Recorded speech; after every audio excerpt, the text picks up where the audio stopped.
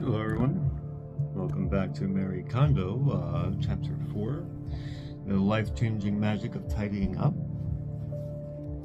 Chapter 4 begins with storing your things to make your life shine. Designate a place for each thing. This is the routine I follow every day when I return from work. First, I unlock the door and announce to my house, I'm home. Picking up the pair of shoes I wore yesterday and left out in the entranceway, I say thank you very much for your hard work and put them away in the shoe cupboard. How about that? Because how could that be rewarding? But it is. And how it is why I love it. Then I take off the shoes I wore today and place them neatly in the entranceway. Heading to the kitchen, I put the kettle on and I go to my bedroom. There, I lay my handbag gently on the soft sheepskin rug and take off my outdoor clothes. I put on my jacket and dress on a hanger, say, good job, and hang them temporarily from the closet doorknob. I put my tights in a laundry basket that fit into the bottom right corner of my closet, open a drawer, select the clothes I feel like wearing inside, and get dressed. I greet the waist-high potted plant by the window and stroke its leaves. My next task is to empty the contents of my handbag on the rug and put each item away in its place. She takes everything out of her bag.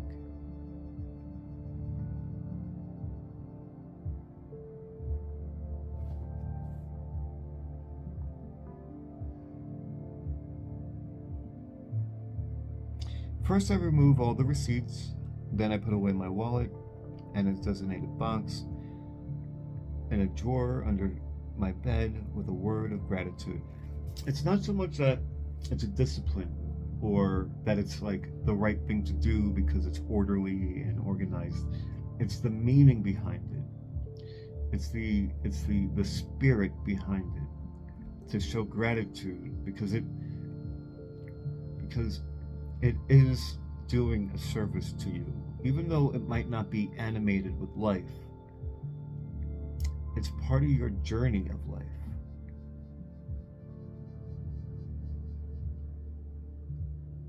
And I think that's really undervalued. I think that's a very important part of our spiritual healing, is how much everything is spirit and our relationship to everything is real and it matters.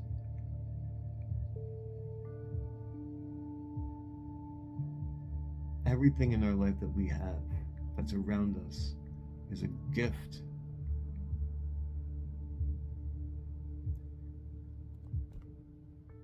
The moment is ours, that's true.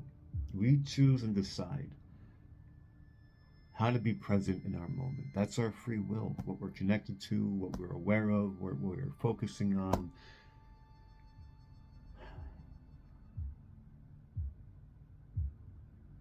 That's our choice.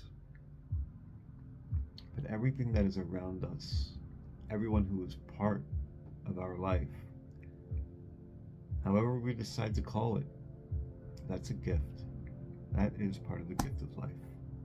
And we are all very well blessed, especially to be here with one another. And on that level, there is something that she really grasps, and she's acknowledging. And I think that's the pull I get from her work, is that it's not about just being clean and organized.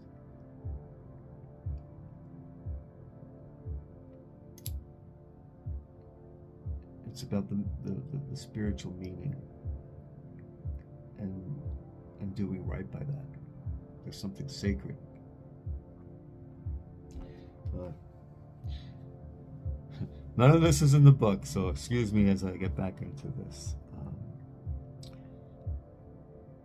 My next task is to empty the contents of my handbag on the rug and put each item away in its place. First, I remove all the receipts. Then I put my wallet in its designated box in a drawer under my bed with a word of gratitude. I place my train pass and my business card holder beside it. I put my wristwatch in a pink antique case in the same drawer and place my necklace and earrings on the accessory tray beside it. Before closing the drawer, I say thanks for all you did for me today. Next, I return to the entrance and put away the books and notebooks I carried around all day. I have converted a shelf of my shoe cupboard into a bookshelf. From the shelf below, I take out my receipt pouch and put my receipts in it. Then I put my digital camera that I use for work in the space beside it, which is reserved for electrical things. Papers that I have finished with go in the recycling bin beneath the kitchen range. In the kitchen, I make a pot of tea while checking the mail, disposing of the letters I've finished with.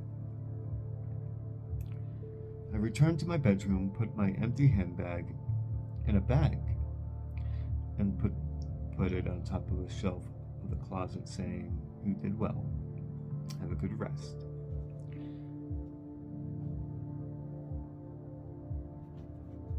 From the time I get in the door to the moment I close the closet, a total of 5 minutes has passed. Now I can go back to the kitchen, pour myself a cup of tea, and relax.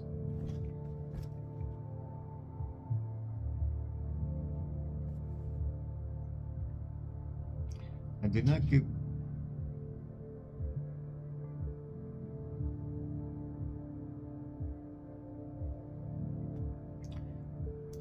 give you this account to boast about my beautiful lifestyle, but rather to demonstrate what it's like to have a designated spot for everything. Keeping your space tidy becomes a second nature.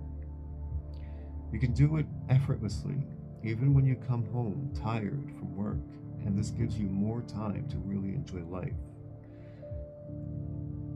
The point is deciding specific places to keep things is to designate a spot for everything. You may think it would take me forever to do that, but you don't need to worry. All it seems like deciding on a place for everything, for every item must be complicated.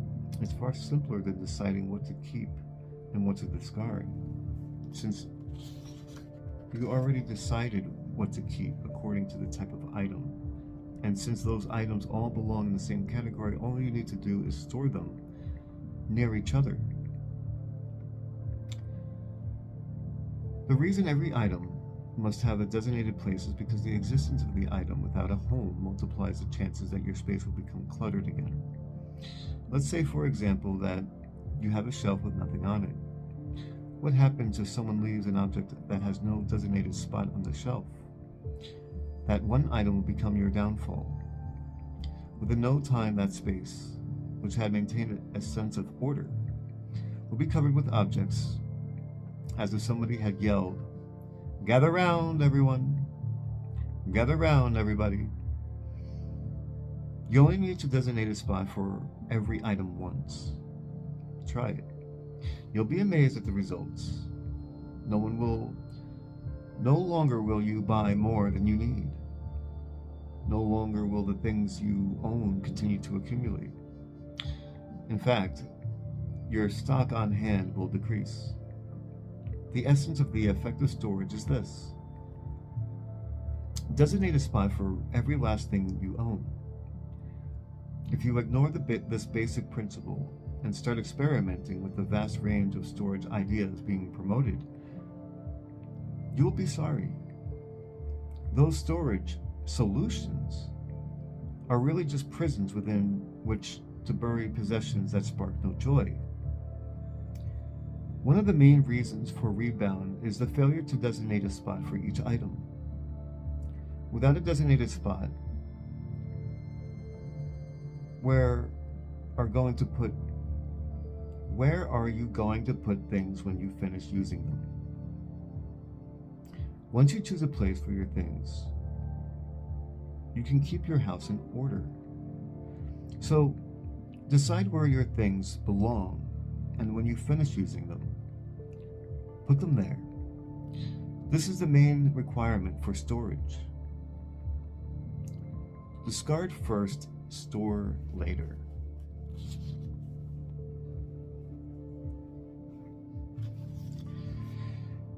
The participants of my course are all very surprised when I show them the before and after pictures of my clients. The most common response is, the room looks so bare. It's true, in many cases my clients choose to leave nothing on the floor and nothing to obstruct the line of vision. Even the bookcases have disappeared, but this doesn't mean they have cast off their books. Rather, the bookcases are now in the closet or cupboard. Putting bookcases in the cupboard is one of my standard storage practices. If your closet is already filled to bursting, you may think that your bookcase will never fit. In fact, 99% of my readers probably feel this way. But there is actually plenty of room. The amount of storage space you have in your room is actually just right. I can't count how many times people have complained to me that they don't have enough room. But I have yet to see a house that lacked sufficient storage. The real problem is that we have far more than we need or want. Once you learn to choose your belongings properly, you'll be left only with the amount that fits perfectly in the space you currently own. Let me read that again. Once you learn to choose your belongings properly, you will be left only with the amount that fits perfectly in the space you currently own. This is true magic of tidying. It may seem incredible, but my methods of keeping only what sparks joy in the heart is really that precise. This is why you must begin by discarding. Once you have done that, it is easy to decide where things should go, because the possessions will have been reduced to a third or even a quarter of what you started out with. Conversely, no matter how hard you tidy and no matter how effective the storage method, if you start storing before you have eliminated excess, you will rebound. I know, because I've been there myself. Yes, me. Even though I'm warning you not to become a storage expert, even though I urge you to forget about storing until you have reduced your possessions, not long ago, 90% of my thoughts were focused solely on storage. I began thinking seriously about this issue from the time I was 5. So this part of my career lasted even longer than my passion for discarding, which I only discovered as a teenager. During the period, I spent most of my time with this book or magazine in one hand, trying out every kind of storage method, making every possible mistake. Whether it was my own, my siblings' rooms, or even my school, I spent my days examining what was in the drawers and the cupboards and moving things a few millimeters at a time, trying to find the perfect arrangement. What would happen if I moved this box over there? What would happen if I took this divider? No matter where I was close. I would close my eyes and rearrange the contents of the cupboard or room in my mind, as if they were pieces of a jigsaw puzzle. Having spent my youth steeped on this topic, I fell under the illusion that storage was some form of intellectual contest, the object of which was to see how much I could fit into storage space. By rational organization, if there was a gap between two pieces of furniture, I would squeeze in the storage unit and stack it with things, gloating triumphantly when the space was filled. Somewhere along the way, I had begun to see my things and even my house as an adversary that I had to beat, and I was constantly in a fighting mode.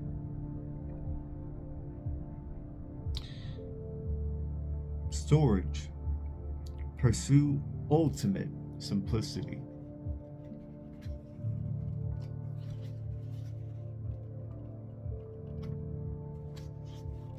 I first read this book in California, and I found my BART system, from San Francisco, or ticket. I used to take in and out from Berkeley to San Francisco. Except, of course, on Sundays where I take the bus. Storage. Pursue ultimate simplicity. When I first started this business, I assumed that I had to demonstrate my ability to come up with miraculous storage designs, clever solutions that you might see in a magazine, such as a set of shelves that fit perfectly into the tiny space that no one else would have thought to use. I had some storage notion, excuse me, that this was the only way to satisfy my clients. In the end, however, such clever ideas are almost always impractical to use and serve only to gratify the designer's ego. Just to give an example, once I was helping to organize a client's home, I came across a turntable, much like those used underneath revolving tabletops in Chinese restaurants. It had originally served as the base of the microwave, but the oven was no longer was long gone, and as soon as I saw it, I had the brilliant idea of turning it into a storage item. I was having trouble deciding where it could be used, as it was quite large and thick, but then my client happened to mention that she had so many salad dressings she could not keep them organized. I opened the cupboard that indicated, and sure enough, it was filled with bottles of salad dressing. I took them all out and tried inserting the turntable. It fit perfectly. I loaded it up and voila! I had a storage space that looked as neat and fancy as a store display. She could get the bottles in the back simply by turning the table. How convenient! My client was thrilled, and everything seemed perfect. It was not long before I realized my mistake. At our next lesson, I checked in her kitchen. While most of it was still neat and tidy, when I opened the door of the cupboard under the sink, I saw that inside was a mess. When I asked why, she explained that every time she spun the turntable, the bottles slid and fell over. In addition, she had too many bottles, so she rested the extra on the edge of the turntable, making it harder to spin. As you can see,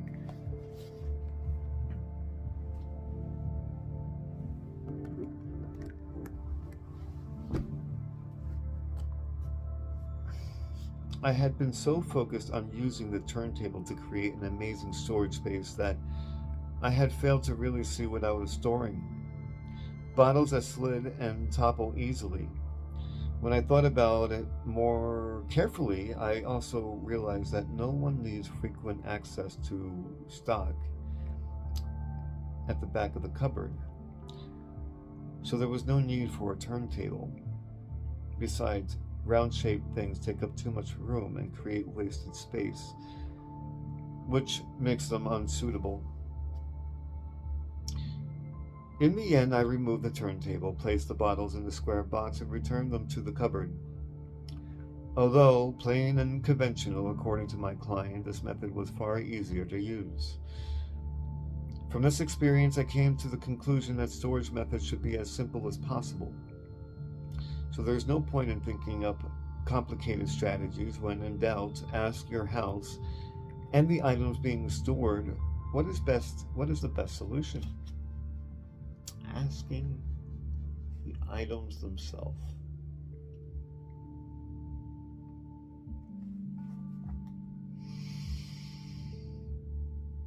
What's best for them?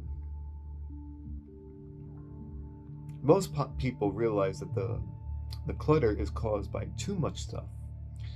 But why do we have too much stuff? Usually it's because we do not accurately grasp how much we actually own. And we fail to grasp how much we own because our storage methods are too complex. The ability to avoid excess stock depends on the ability to simplify storage.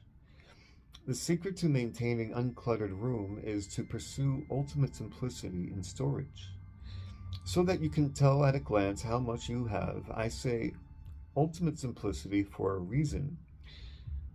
It is impossible to remember the existence of every item we own, even when we simplify our storage methods.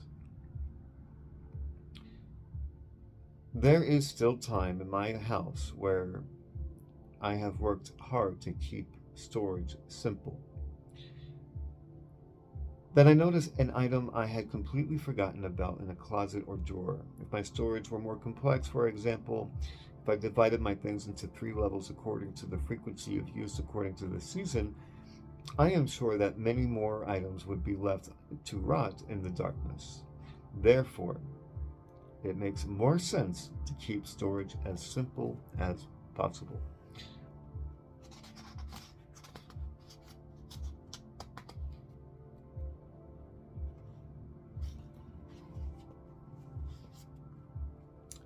Don't scatter storage spaces.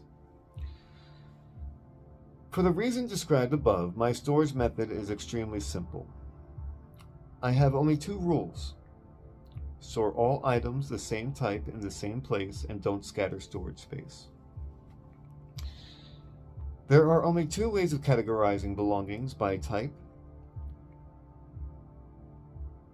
the type of item, and by person. This is easy to grasp if you consider someone who lives alone as opposed to someone who lives with family. If you live alone or have a room of your own, storage is very simple. Just designate one place for storage each type of item. You can keep categories to a minimum by following those used for sorting. Start with clothes, then books, then documents, kimono, and finally mementos. If you are sorting your things in this order, you can store each category in its own designated spot as soon as you have chosen what to keep. You can even categorize more loosely than that.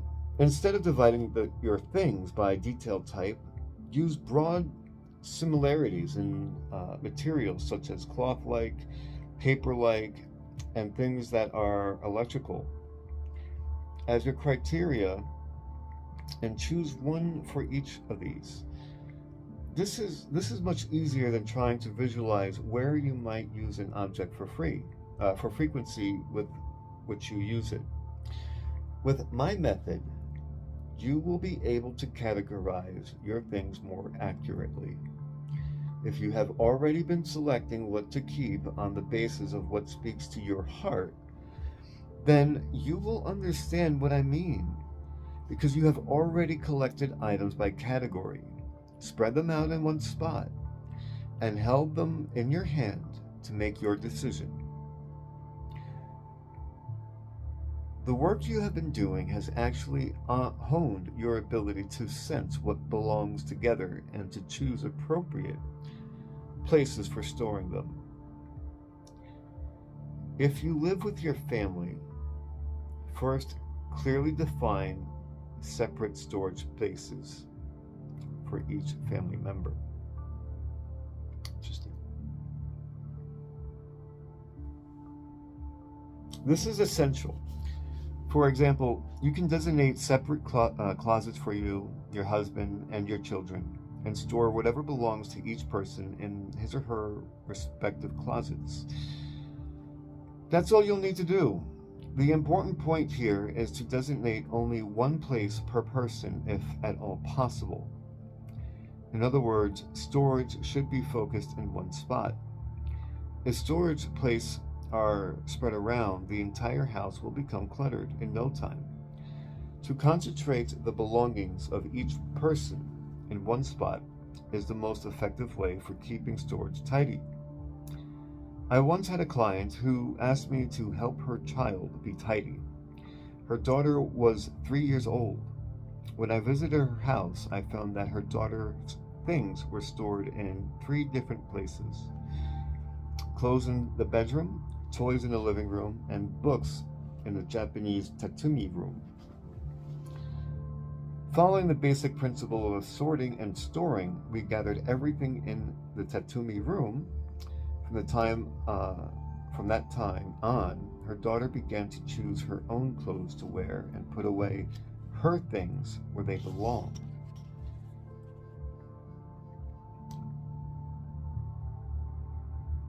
I was surprised. Even a 3-year-old can tidy.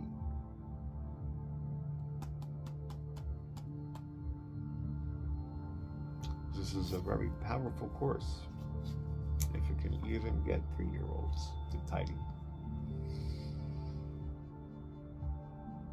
Having your own space makes you happy. Once you feel that it belongs to you personally, you want to keep it tidy. If it is hard to give everyone his or her own room, you can still give each person his or her own storage space. Of the many people I have met who are not good at tidying, most had parents who cleaned their rooms for them or had never had a space that felt was their very own. These people often store their clothes in their children's dresser and their books in their partner bookcase, but not having a space you can call your own is dangerous. Everyone needs a sanctuary. Everyone needs a sanctuary.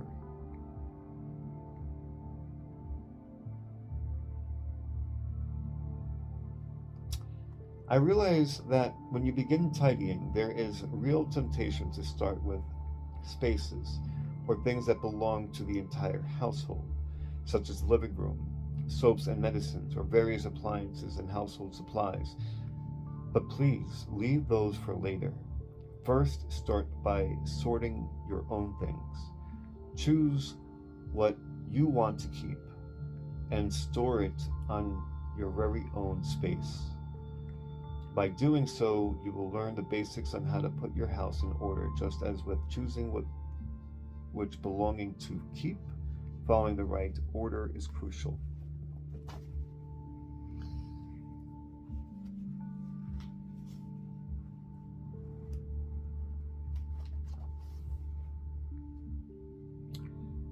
Forget about flow planning and frequency use.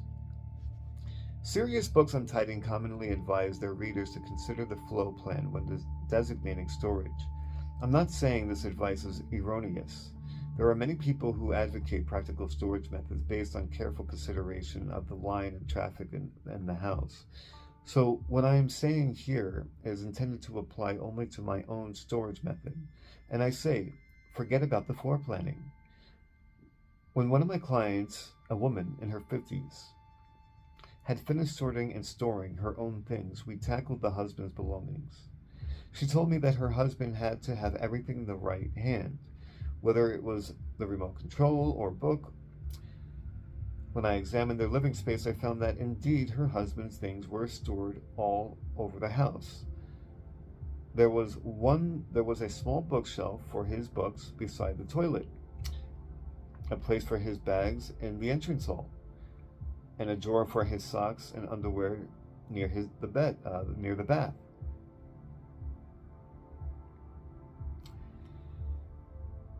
But that did not affect my policy. I always insist that storage be focused in a single place, and therefore I told my client to move her husband's underwear, socks, bags into the closet where his suits were hanging.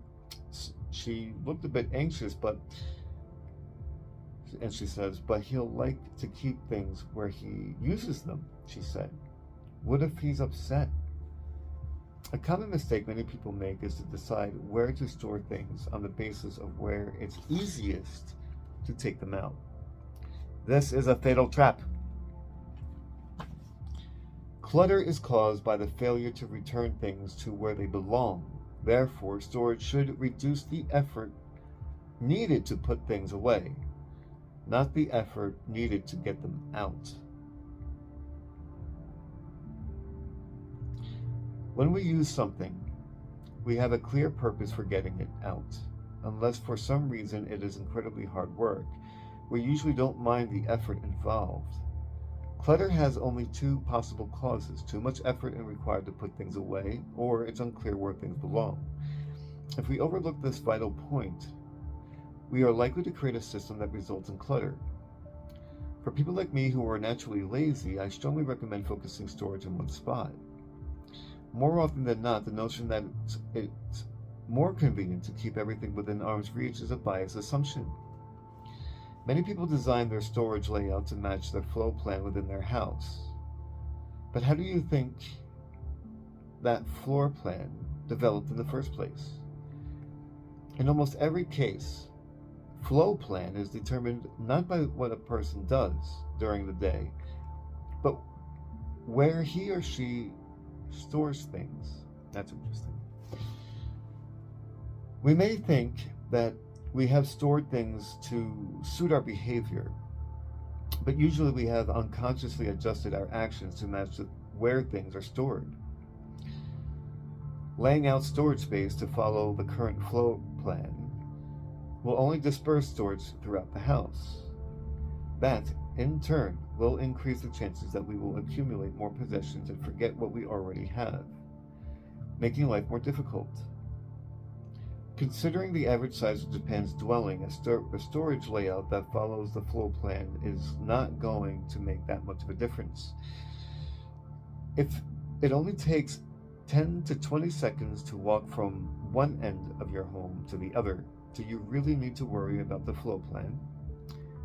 If you are aiming for an uncluttered room, it is much more important to arrange your storage so that you can tell at a glance where everything is, to worry about the details of who does what, where, and when. If you are aiming for an uncluttered room, it is much more important to arrange your storage so that you can tell at a glance where everything is than to worry about the details of who does what and where and when. There is no need to get complicated. Just designate where to keep your things in accordance with the design of your home, and storage problems will be solved. Your house already knows where things belong. This is why the storage method I use is so amazingly simple. To be frank, I can remember where everything is kept in almost all my clients' homes. That's how simple my method is. I have never considered the flow plan when helping clients organize, yet none of them had any problems. On the other hand, on the contrary, once they created a simple storage plan, they never have to ponder where something belongs. It becomes natural to put things away, and consequently there is no more clutter in the home. Store everything similar to the place or in proximity. Don't disperse your storage space. If you follow this advice, you will find that you have created a very natural flow plan. There is also no need whatsoever to consider frequently of use when designing storage space. Some books on tidying offer methods that classify things into 6 levels according to frequency of use: daily, once every 3 days, once a week, once a month, once a year, and less than once a year. I am the only one whose head swims at the very thought of dividing my drawer into 6 compartments. At the most, I use only 2 categories for frequency of use: things I use often and things I don't.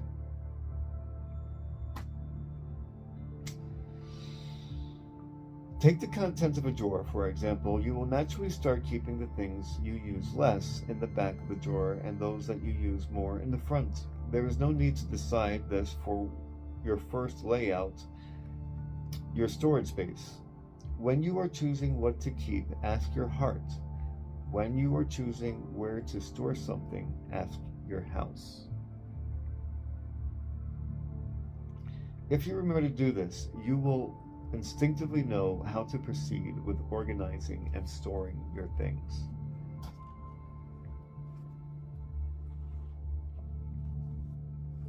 Never pile things vertical. Vertical storage is the key. There are people who stack everything in piles, be it books, papers, clothes, but this is a great waste. When it comes to storage, vertical is best. I am particularly obsessed with this point. I store every item vertically if possible, including clothes, which I fold and stand on the edge in my drawer, and stockings, which I roll up and stand in a box. The same is true for stationery and writing tools, whether the box is of staples, measuring tapes, or erasers. I stand them on edge. I even store my laptop in the bookcase as if were indeed a notebook. If you have storage space that should be sufficient yet falls short, try standing things vertically. You'll find that this solves most problems. I store things vertically and avoid stacking for two reasons. First, if you stack things, you'll end up with what seems like an inexhaustible storage space. Things can be stacked forever and endlessly on top, which makes it harder to notice the increasing volume. In contrast, when things are stored vertically, any increase takes up space and you will eventually run out of storage area. When you do, you'll notice, I'm starting to accumulate stuff again. The other reason is this: stacking is very hard on things at the bottom.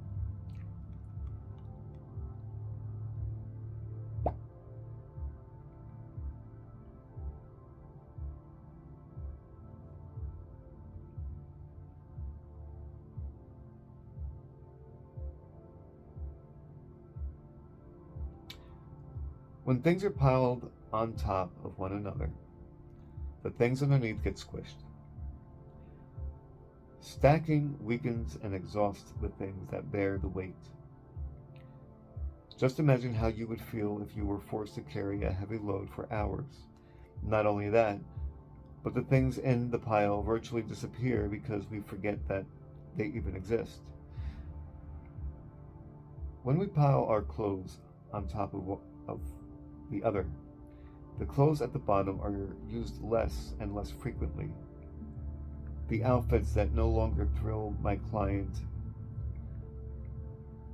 though loved at the time of purchase, are often the ones that spent a long time at the bottom of the pile. This applies to papers and documents as well. As soon as any document is placed on top, the first document receives a little further from our awareness, and before we know it, we put off dealing with it, or forget about it altogether. So, for these reasons, I recommend storing vertically anything that can be stored up. Try taking a pile you already have and standing it up. Just by doing that, you will become more aware of the volume of things in that pile.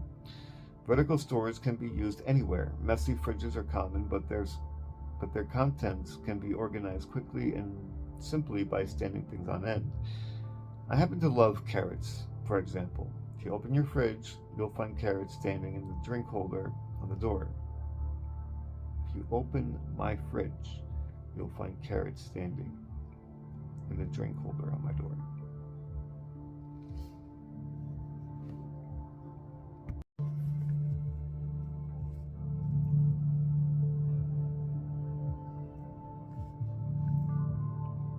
No need for commercials. No need for commercial storage items. The world is full of handy storage items. Adjustable dividers, cloth racks that can be hung from the rod in your closet, narrow shelves that fit in small spaces. You can find storage items you'll never imagine existing at any store, from local dollar shops to high-end fancy furniture and houseware stores. I was once a storage fanatic myself. So at one period, I tried just about every item there was on the market, including the weirdest and most exotic, yet there are almost none left in my house. The storage items you'll find in my house are several sets of clear plastic drawers for my clothes and kimono, a set of cardboard drawers I have used since I was in junior high school, and a rattan basket for my towels.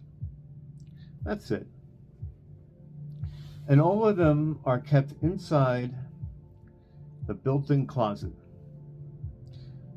Other than these, there are the built-in shelves in the kitchen and washroom and the shoe cupboard in the entranceway.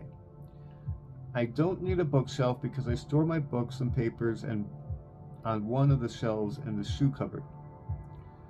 The built-in closets and shelves, far from being large, are smaller than average. Basically, the only storage items you need are plain old drawers and boxes. You don't need anything special or fancy. People often ask me what I recommend, no doubt expecting me to reveal some hetero secret storage weapon, but I can tell you right now, there is no need to buy dividers or any other gadget. You can solve your storage problems with the things you already have in the home. The most common item I use is an empty shoebox. I have tried all kinds of storage products, but have never found any other that is free and still surpasses the shoebox. It gets above average marks for all 5 of my criteria: size, material, durability, ease of use, and attractiveness. These well-balanced attributes and its versatility are its greatest merits. Shoes come in boxes with cute designs as well. I frequently ask my clients, do you have any shoe boxes when I visit their homes? Shoe boxes have infinite use. I commonly use them to store socks and stocking and drawers, shoebox heights. Shoebox height is perfect for standing up rolled stockings. In the washroom, they can be used to store bottles of shampoo, conditioner, etc. And they're also perfect for detergents and other household cleaning items. In the kitchen, they can be used to stock foodstuff as well as garbage bags, cloths, and so on. I also use them to hold cake pans, pies, plates, and other cooking items that get far less frequent use. The box can then be stored in an upper shelf for some reason. Many people seem to store their baking pans in plastic bags, but they are much easier to use when stored in a shoebox. This extremely easy solution is very popular with my clients. I am always pleased when they tell me that they bake more often since reorganizing. The lid of a shoebox is shallow and can be used like a tray. It can be placed in a cupboard to hold your cooking oils and spices, keeping the base of the cupboard clean. Unlike many shelf liners, these lids don't slip and are much easier to replace. If you keep cooking utensils such as the ladle or spatula in kitchen drawers, you can use the shoebox lid to hold them. This keeps the utensils from rolling about noisily in the drawer every time you open it or close it. And because it acts as a divider, you can use the remaining space more effectively. Of course, there are many types of boxes that make handy storage items. Those that I use most frequently include plastic cases that hold business cards, and those that come with portable music players made by Apple. In fact, the boxes that contain many Apple products are the right size and design for storage. So if you have any, I recommend using them as dividers in your drawer. They are perfect for storing writing tools. Another standard item is extra plastic food containers, which can be used to store small items in the kitchen. Basically, any square box or container of the right size will do. Large cardboard boxes, electrical appliances, however, are too big for storage dividers, inconvenient for other types of storage, and just plain ugly. Please get rid of them. Electrical appliance boxes. Whenever you come across likely storage boxes while you are cleaning and sorting your belongings, set them aside in one spot until you are ready to start storing. Be sure to discard or recycle any that are left once your house is in order. Never hang on to them and believe that you might use them someday.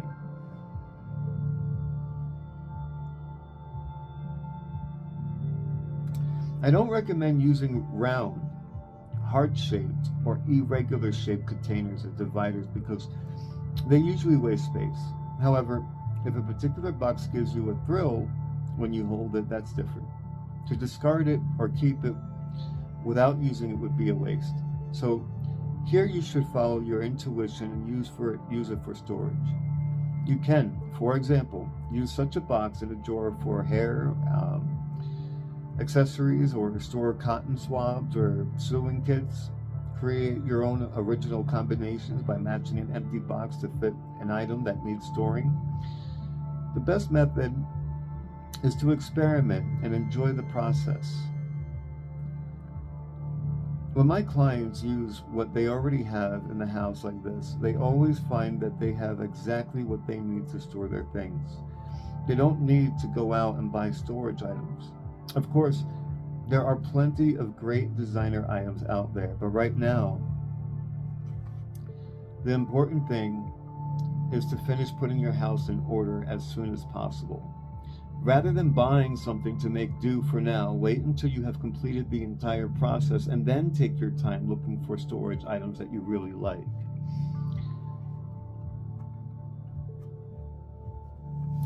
The best way to store bags is another bag. Handbags, purses, and other bags that are not in the use are empty. At one point in the business, it struck me that this is a great waste of space, especially as they are often kept in prime storage locations.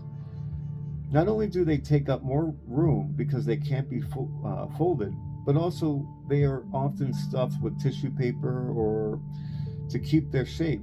In Japanese homes where storage is extremely limited, this seemed like an unpardonable, extravagant use of space.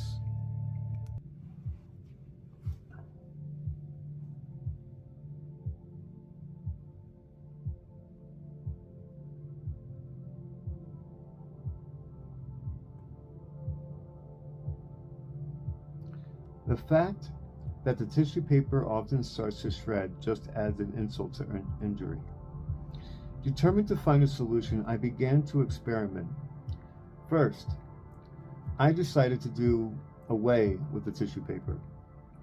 After all, getting rid of the things that don't speak joy is key to the KonMari method. Instead, I tried stuffing the bag with small off-season items.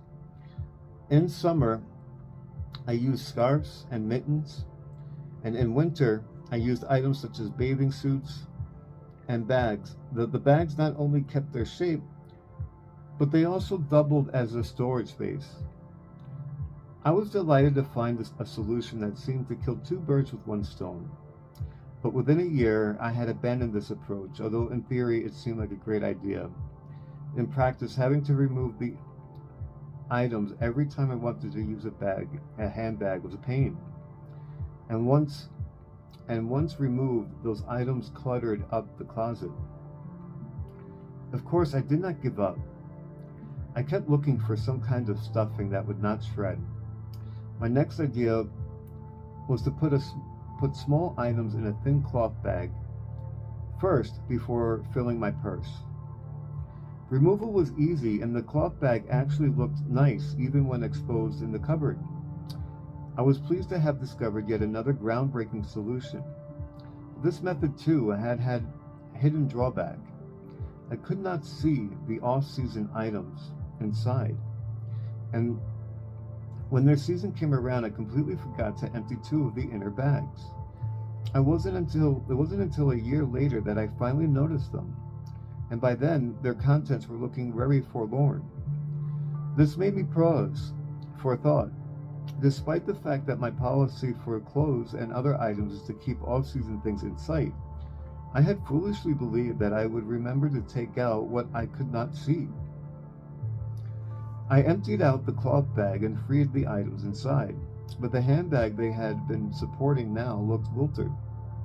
I needed something to help them, something to help keep their shape. But I certainly didn't want to fill them with off-season clothes that I would likely forget. Not knowing what to do, I decided to place one bag inside another just for the time being. This, in fact, turned out to be the perfect solution.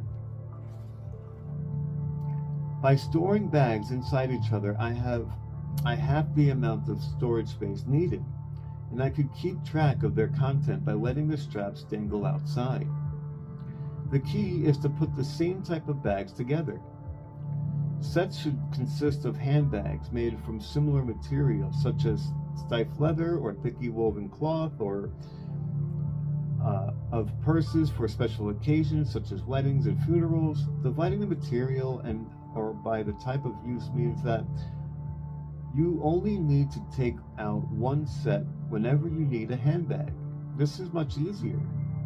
Keep in mind, however, that you should not store too many bags in one. My rule of thumb is to keep no more than two in any one bag, and to make sure that I store them so that I don't forget what's inside. In the case of knapsacks, which fold up surprisingly small, I recommend storing them inside a single knapsack. To summarize, the best way to store purses, handbags, and other bags is to make sets according to the material, size, and frequency of use, and to store them inside the other, like nested boxes. All the straps and handles should be left in plain view.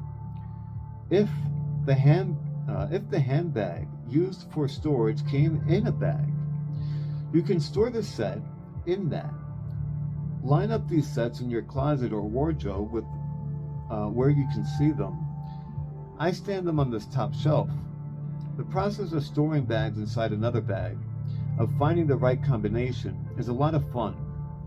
Much like making a jigsaw puzzle. When you find just the right pair, where the outer and the inner bags fit so well together that they support one another, it's like witnessing the meeting that was destined to be. Emptying your bag every day. There are some things you need to do on a daily basis, such as your wallet, your bus or train pass, and your date book.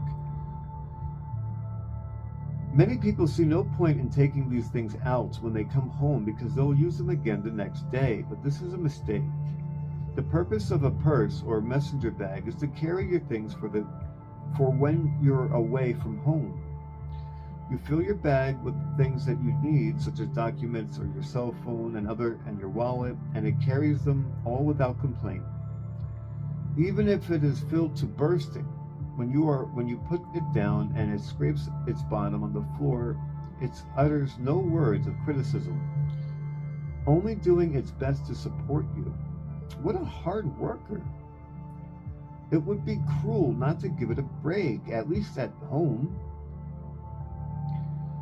Being packed all the time, even when not in use, must feel like something going to bed on a full stomach.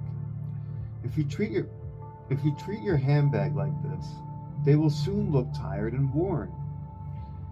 If you do not make a habit of unpacking your bag, you are also quite likely to leave something inside when you decide to use another bag. And before you know it, you will have forgotten what you have in each one. Unable to find a pen or a lip balm, you will wind up buying a new one. The most common item found in my clients' handbag when tidying up their rooms are tissues, coins, crumpled receipts, and chewing gum wadded in a wrapper. There is a real danger that important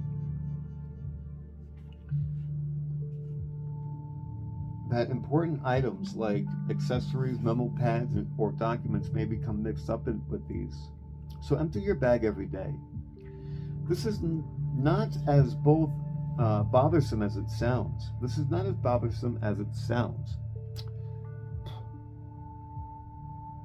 You just need to make a place for the things inside it. Find a box, a place, your train pass, your company ID, and other important items vertically in it. Then put the box just like that into a drawer or cupboard. Any box will do, but if you can't find the right size, a shoe box will work fine. Or you can make a space in one corner of the drawer without using a box at all. Appearance is also important. If you're using a box, don't hesitate to look for one that you really like. One of the best places to keep this box is on top of the set of drawers you use for your storage. And it's more convenient if that is close to where you keep your bag. If you can't empty your bag, sometimes that's all right. There are times when I come home very late at night and I don't bother to empty my bag because I plan to use it again for work early the next morning. Just between you and me, while writing this book, there have been times when I come home and fell asleep on the floor without even changing my clothes. The important thing is to create an environment where your bag can have a rest by designating a specific place to store everything you usually carry inside it.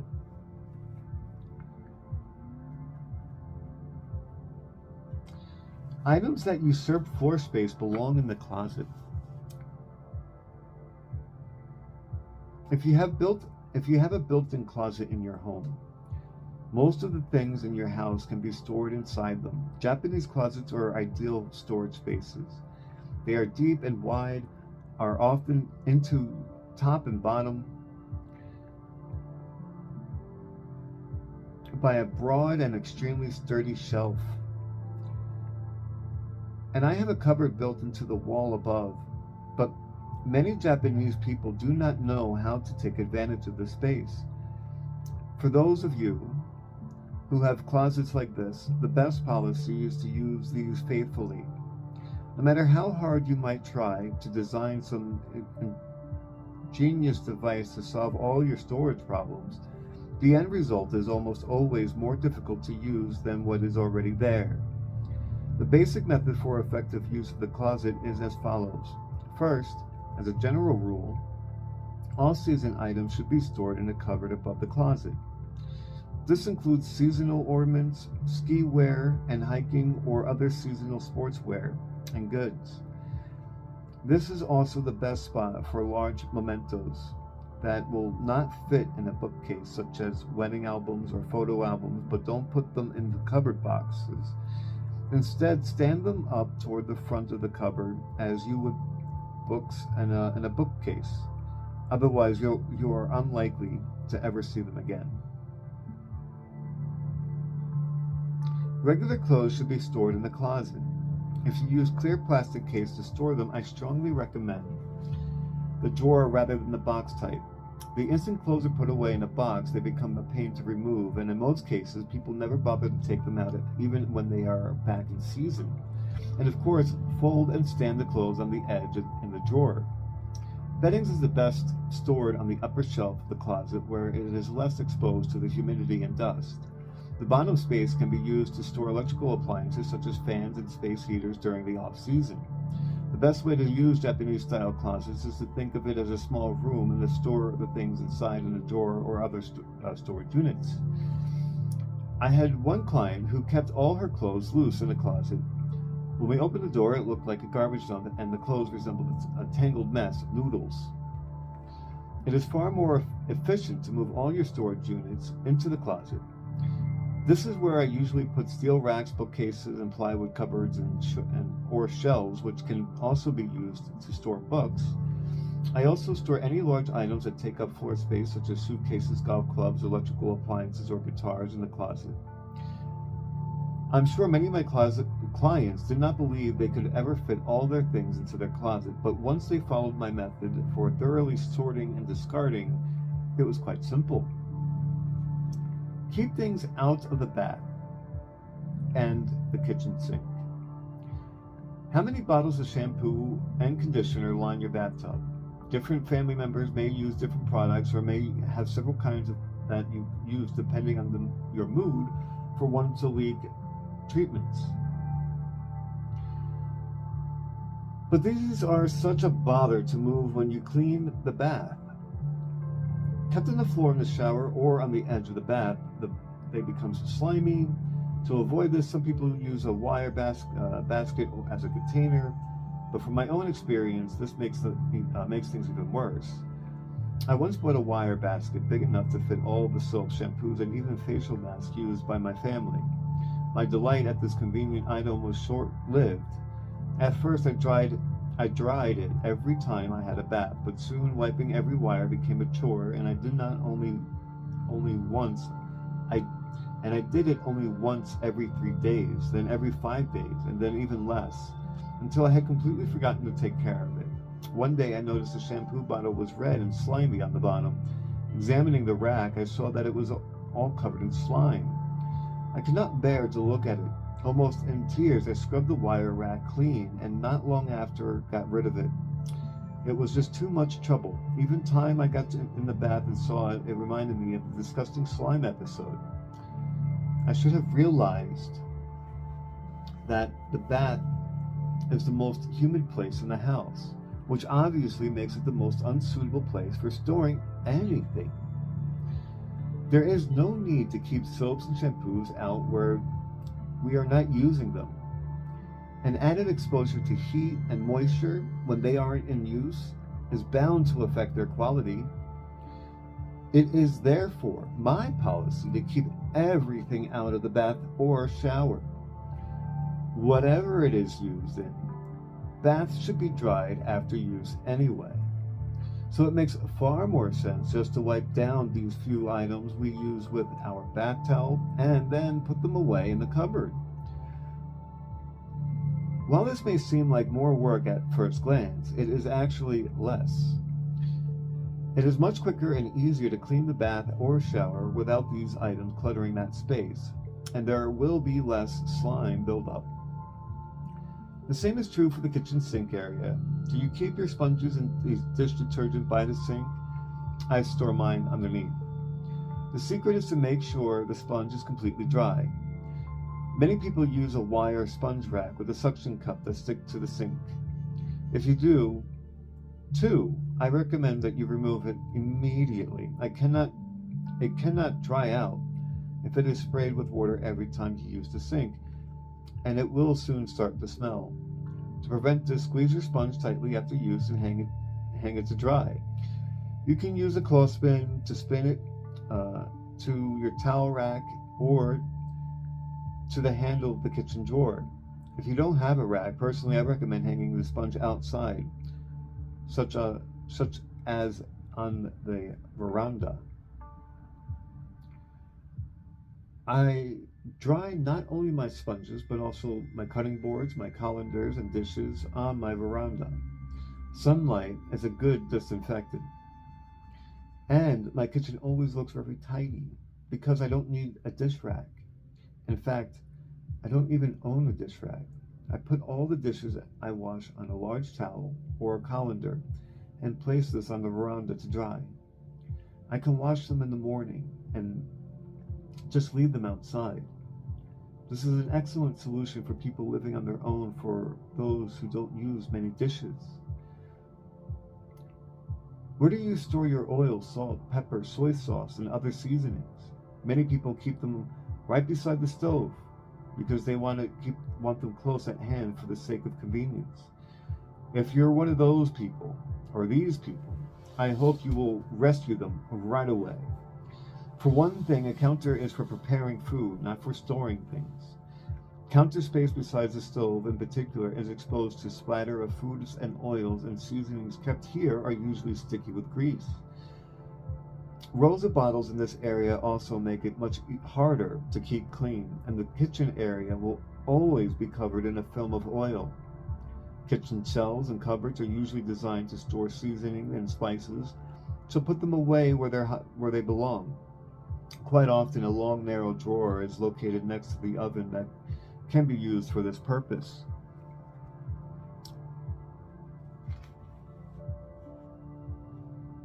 Make the top shelf of the bookcase your personal shrine.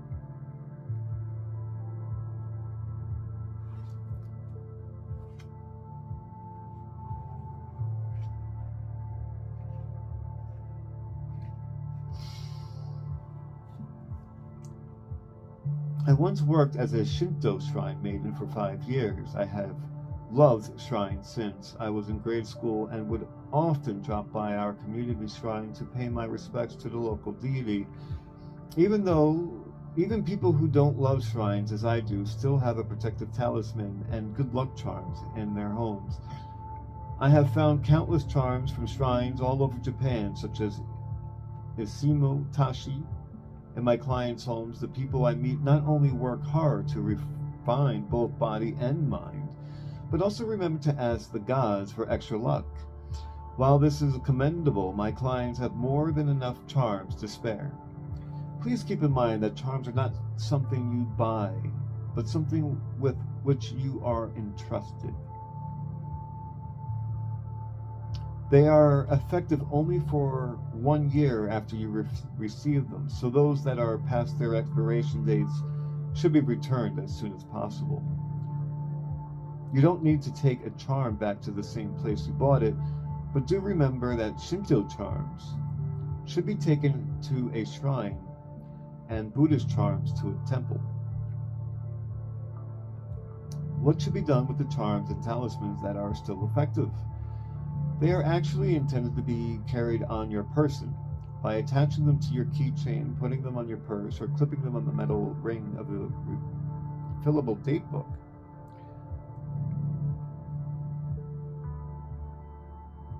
But there is a limit to how many you can carry like this, and if you visit several temples and shrines a year, you may have quite a collection. To carry them all around with you is pretentious, and having too many will not inspire joy in anyone. One of my clients was a 31-year-old woman who worked for a foreign consulting firm. Like many other Japanese women, she enjoyed having her fortune told and visiting power spots. Her house was filled with charms that she had collected over the years. They emerged from such a place as a box kept in a desk drawer and from between the pages of her books. Although we found 34 charms, including one given to her by her grandmother for success in her studies and several talismans from her shrines famous for romance. Many had expired. In addition, she had a mini Buddha from India, a mini Virgin Mary from Europe, various crystals, and other power stones. In cases like this, I recommend that my client make a personal altar in a corner of their house. Although I use the word altar, there is no need to worry about the direction it faces or design. Just make a corner that is a shrine-like. I recommend the top shelf in a bookcase because locating it above the eye level makes it more shrine-like. One theme underlying my method of tidying is transforming the home into a sacred space, a power spot filled with pure energy. A comfortable environment, a space that feels good to be in, a place where you can relax. These are the traits that make a home a power spot.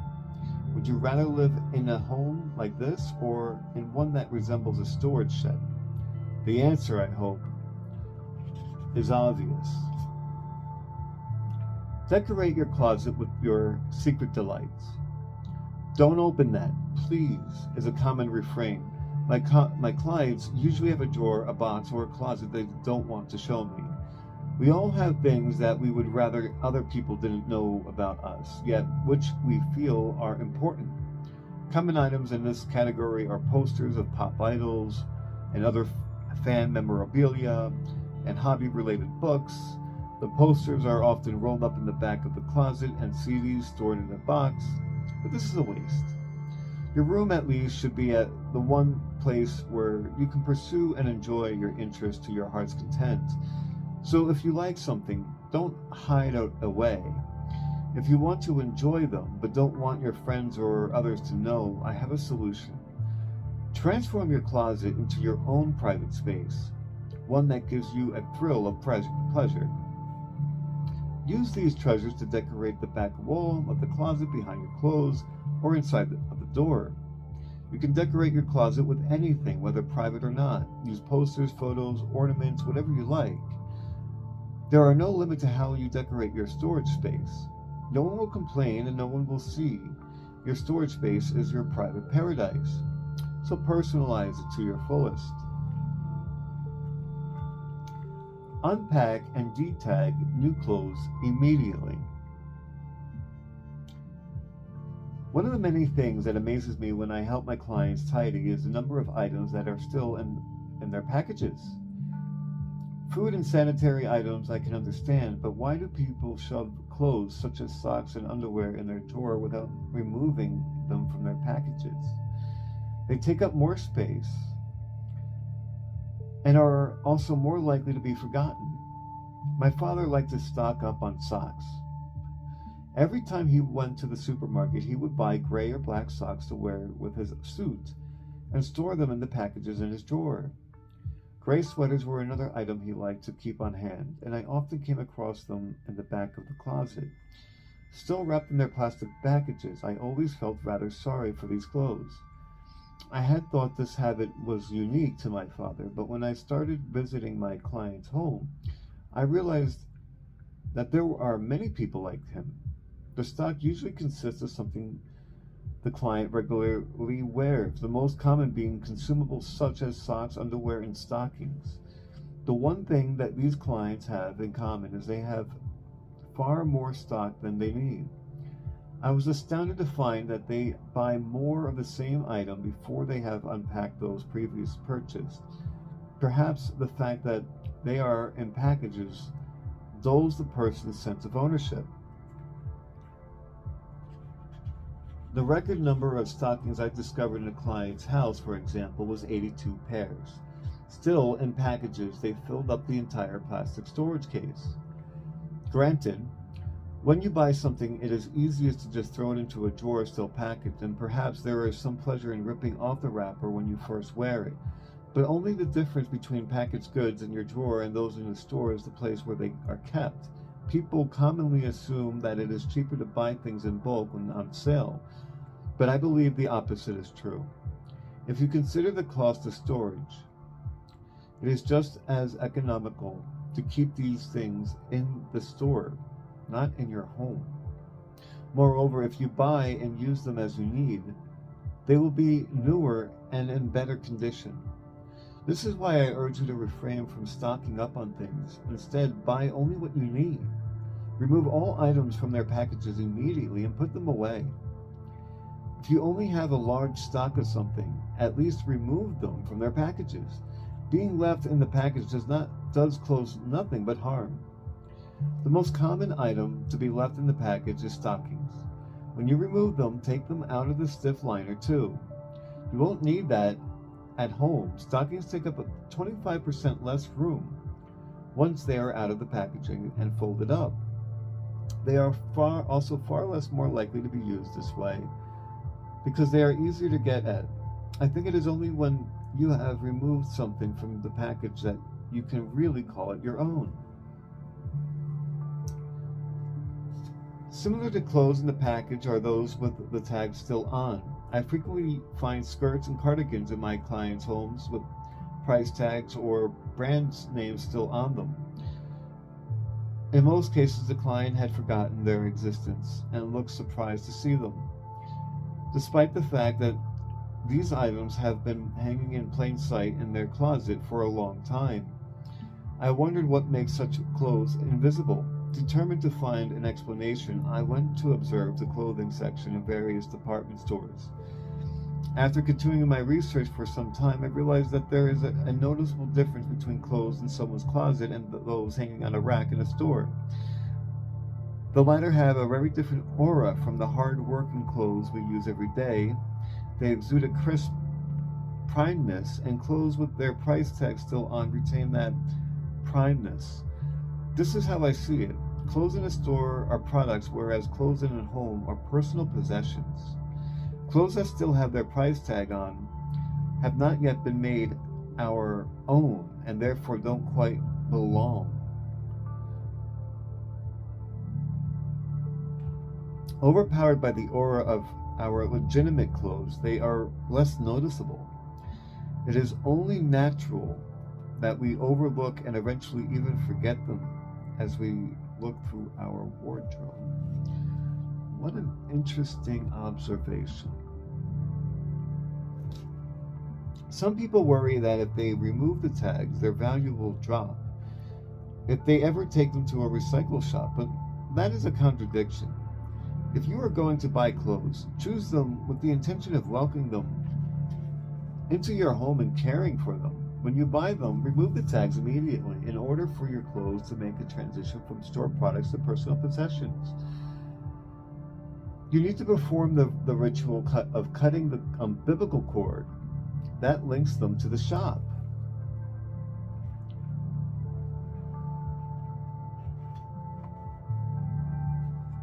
Don't underestimate the noise of written information. Advanced students generally demand an even higher level of comfort in the space once they have successfully resolved the issue of excessive belongings and storage. At first glance, the home of some of my clients are so uncluttered that they do not even appear to need any assistance. One such client was a woman in her 30s who lived with her husband and their 6-year-old daughter. She had no qualms about discarding, and at our first lesson, she got rid of 200 books and 32 bags of garbage. She was primarily a homemaker and spent her time taking care of the house, hosting teas for other mothers with children twice a month, and holding regular flower arranging classes in her home. She had frequent visitors and was quite conscious about keeping her home tidy so that she would not feel embarrassed to receive surprise guests. She lived in a 2-bedroom home with a combined dining room and a kitchen, and their belongings fit neatly into the built-in closets and 2-height wire racks. The plain wood floors were bare and always well polished. Her friends wondered how she could be tidier than she already was, but she still seemed discontent. We don't have a lot of things, but somehow I just don't feel settled. I feel like there's one more step I need to take. When I visited her house, it was tidy, but just as she had said, something didn't feel quite right. The first thing I do at times like this is open the doors of the storage areas. When I opened the main closet, I found what I had been expecting. Labels proclaiming great storage solutions were stuck to clear plastic drawers, packages of room deodorizers, and emblazoned with freshened air instantly. And card boxes announced oranges.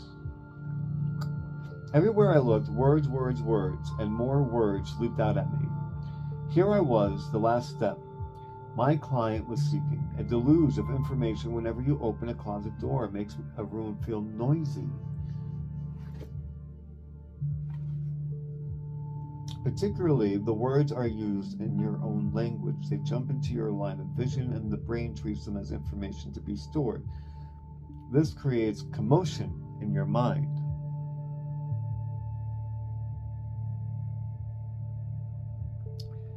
In the case of my client, every time she wanted to choose her clothes, she was assailed by such messages, almost as if someone was muttering constantly in her ear.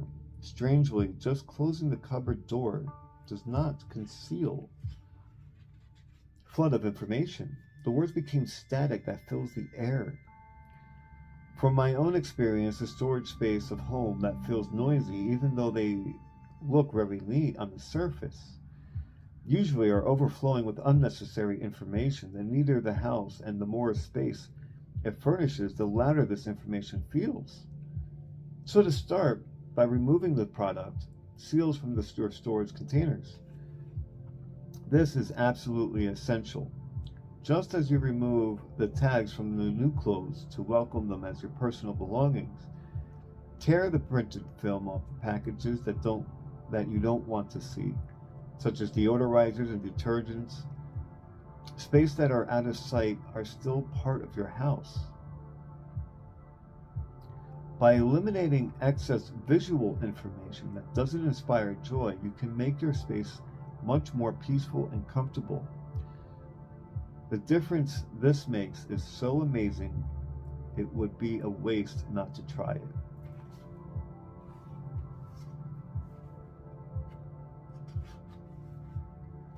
Appreciate your possessions and gain strong allies.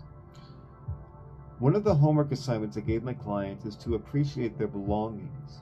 For example, I urge them to try saying, "Thank you for keeping me warm all day."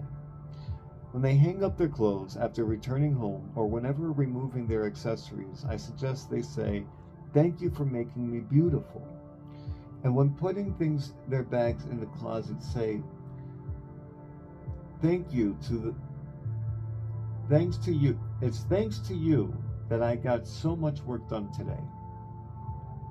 Express your appreciation to every item that supported you during the day. If you find it's hard to do daily, then at least do it whenever you can. I began to treat my belongings as if they were alive. When I was a high school student, I had my own cell phone, although the screen was still monochrome. I loved the compact design, the pale blue color. I was not an addicted user, but I liked my phone so much that I broke the school rules and slipped it into the pocket of my school uniform every day. I would take it out occasionally to admire it and smile to myself. Technology progressed and everyone was getting cell phones with color screens. I hung on to my outdated model as long as I could, but finally it had become too scratched and worn, and I had to replace it.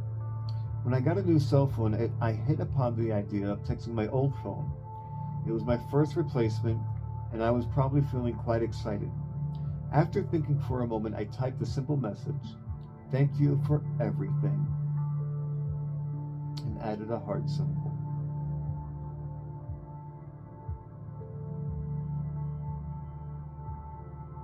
Then I pressed send. My old phone pinged immediately, and I checked my text. Of course, it was the message. I just sent it. Great. My message reached you. I really wanted to say thanks for all you have done. I said to my old phone, then I closed it with a click. A few minutes later, I opened my old phone and was surprised to find the screen was blank. No matter which button I pressed, the screen did not respond.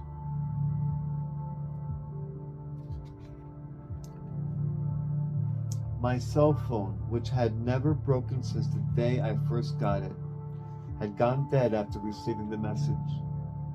It never worked again.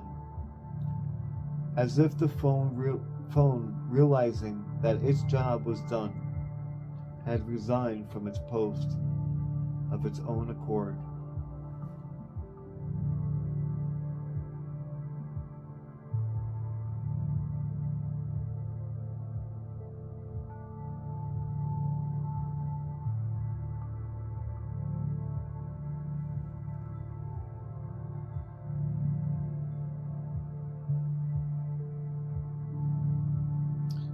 Of course, I know some people find it hard to believe that inanimate objects respond to human emotions, and it could indeed just have been a coincidence.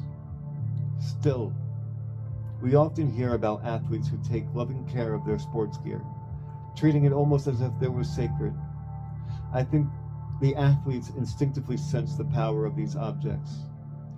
If we treated all things we use in our daily life, whether it was computer, our handbag, or our pens and pencils, with the same care that athletes give their equipment, we could greatly increase the number of dependable supporters in our lives. The act of possessing is a very natural part of our daily life, not something reserved for something special, matched, or contest.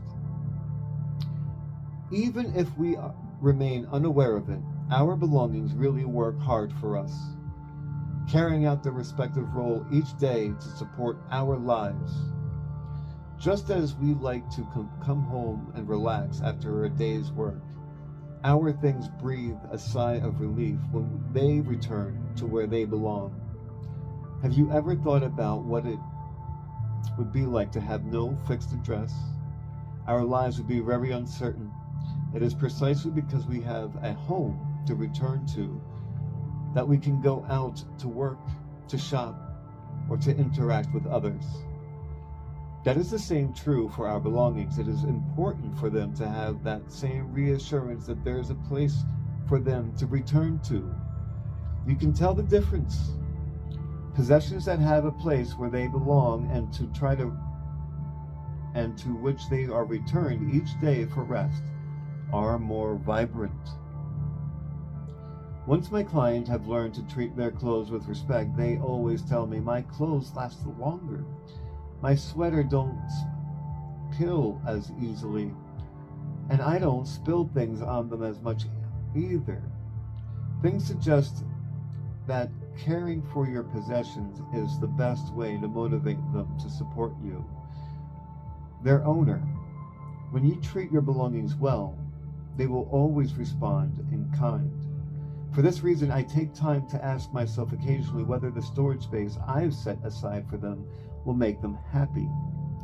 Storage, after all, is the sacred act of choosing a home for my belongings. That is the end of chapter 4. We'll do a recap in the next video, and I'll see you in chapter 5.